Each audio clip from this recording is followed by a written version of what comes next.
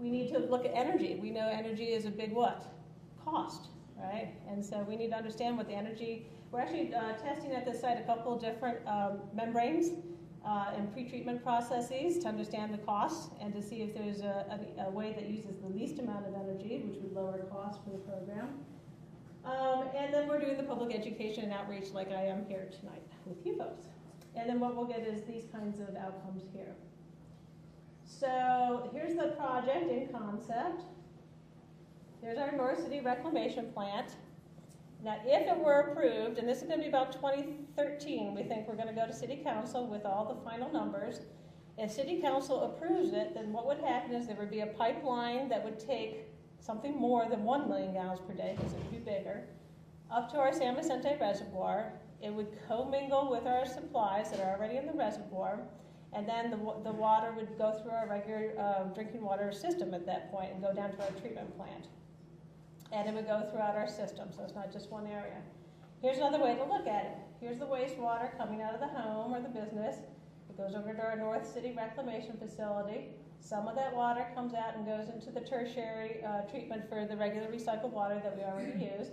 But some of it would go over to the advanced water recycled purification facility that would be located at the same campus. So we don't need to buy new land or anything like that. We've already got the land. It would go through the multiple barrier steps. I'll tell you more about that in just a sec. And then it goes into our San Vicente Reservoir for a period of detention, and we're doing some modeling on that now.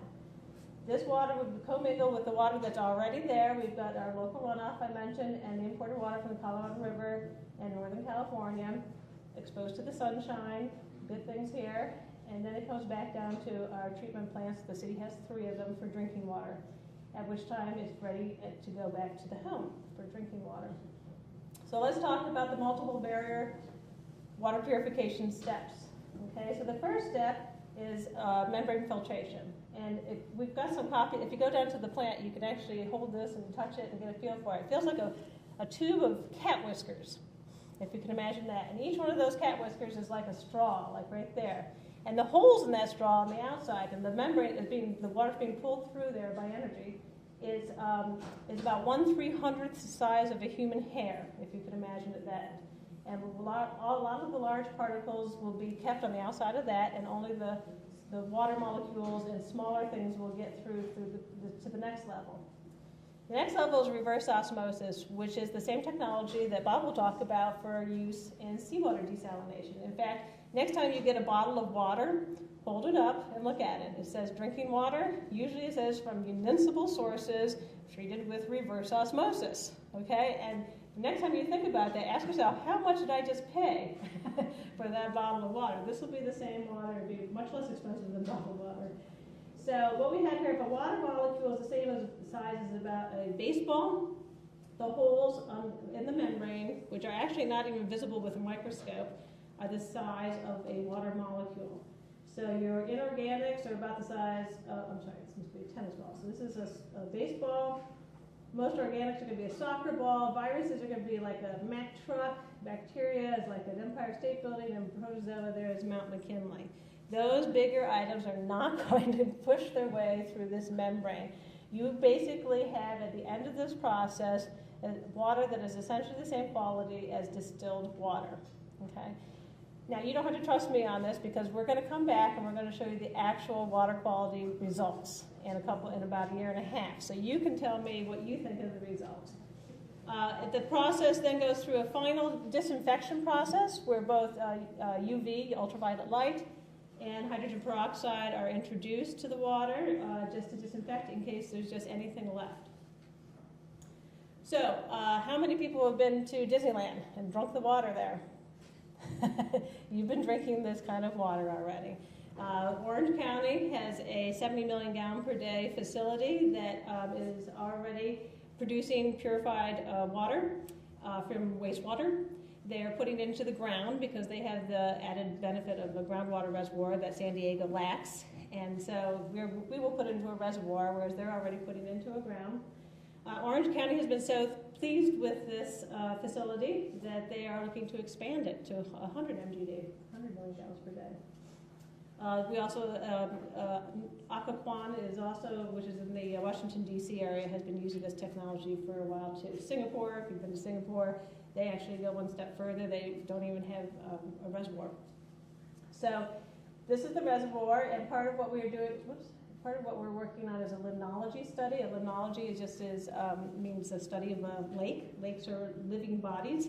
We need to understand how the water molecules that will be probably a little bit warmer than the lake water, how that will work, where will the water be introduced, how will it travel through the lake to the point where we will pick it up. So we'll have the results of that analysis at the time when we bring this forward to council for consideration.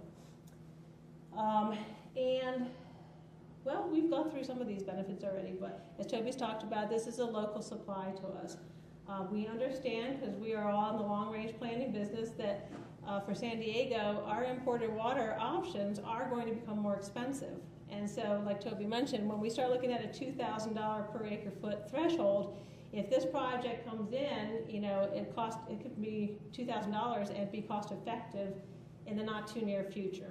Okay, we've already seen our imported water rates basically double in the last 10 years, and they're going to continue to be more expensive. So this is why this is a good time in terms of affordability to evaluate this project.